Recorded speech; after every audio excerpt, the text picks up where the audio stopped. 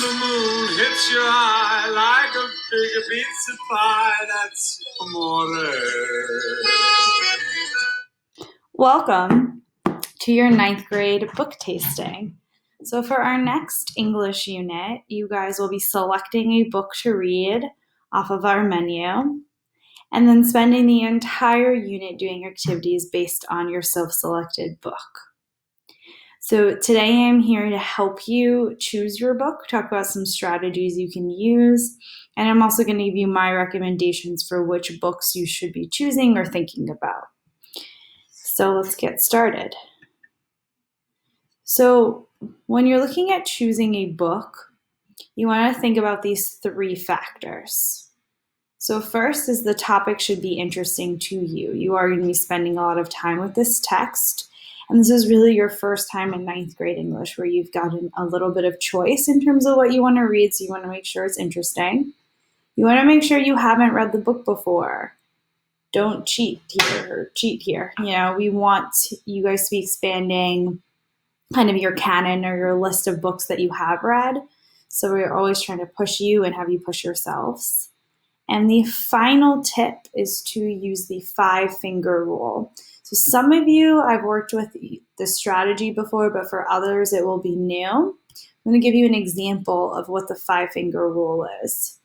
So the 5-finger rule is that when you're reading the first page of a text, you put up a finger for every word that's unfamiliar to you, and if you get to 5 fingers, the book is too hard for you.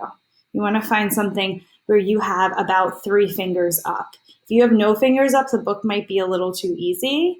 If you have 2 fingers up, okay, fine, it'll be all right. 3 is kind of that perfect range. And if you get to 5, it is much too hard. So I'll just read the first paragraph of I'm Not Your Perfect Mexican Daughter for you to model this strategy. So what surprised me most about seeing my sister dead is the lingering smirk. I don't know what a smirk is. I'll put up a finger. Is the lingering smirk on her face. Her pale blue lips are turned ever so slightly, and someone has filled in her patchy eyebrows with a black pencil.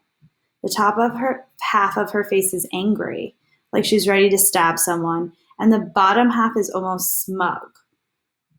I don't know the word smug, so I'll put my finger up. This is not the Olga I knew. Olga was as meek and as fragile as a baby bird. So in this paragraph alone, I've had 3 fingers up, so if I were you, I would keep going, and if I get to 5, again, the book is not for me. Okay, so let's go over my recommendations then. This is kind of the fun part. So if you are thinking about The Curious Incident of the Dog in the Nighttime, I would say this book is for fans of mystery, anyone who really likes unique and engaging characters.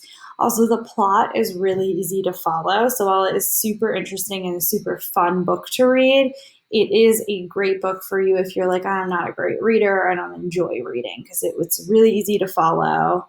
And it's fun. A lot of the parts of this book are fun. Some of it is done in diagrams and images, so it's not always just reading dense text. The Hate You Give is super relevant. Many readers, especially teen readers, find it relatable. It's a book that I enjoyed reading myself. However, if you're thinking about choosing this book because you're like, I know that it has a movie and I can just watch the movie instead, the movie has a completely different plot and a completely different ending. So just a word of caution here. You can't use the movie for this book. They're very different. Okay. The Fault in Our Stars. I would say that's a good book for anyone who's a fan of romance or anyone who wants to have a good cry. If you're sitting here going, I don't like romance at all, do not choose this book. It's very lovey-dovey.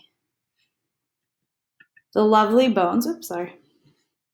The Lovely Bones, I would say if you like true crime or you like mystery, it's a good book for you. It's also really sad. So if you like you like to have a good cry, this might be a good text for you.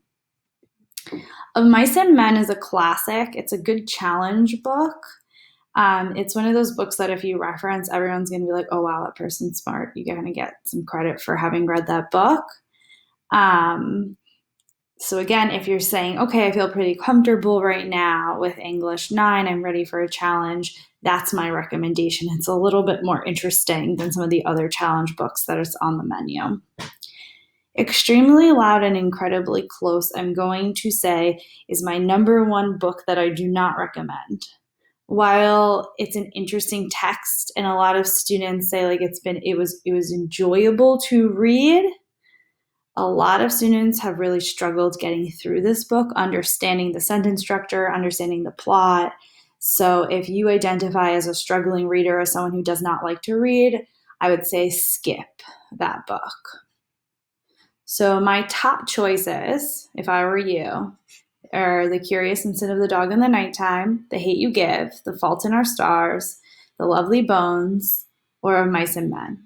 Again, you can read anything on the menu, but those are just kind of my favorites, the ones that I enjoyed the most and the ones that I've heard from other students that they enjoyed the most. All right, moving on. Some frequently asked questions. So how will you take notes? I will be sending you editable PDFs that you can type right on.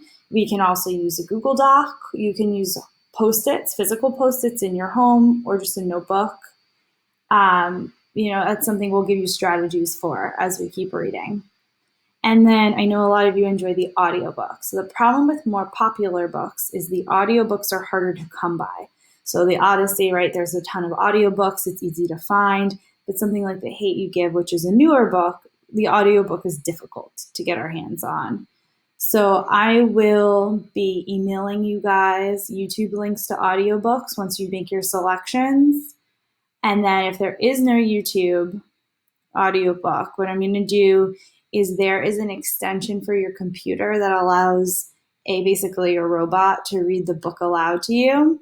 So I will send you a how-to guide instead. So just make sure you're checking your emails in the next couple of days and checking your Jupyter messages. All right. I hope you guys enjoy your book tasting. Have some fun.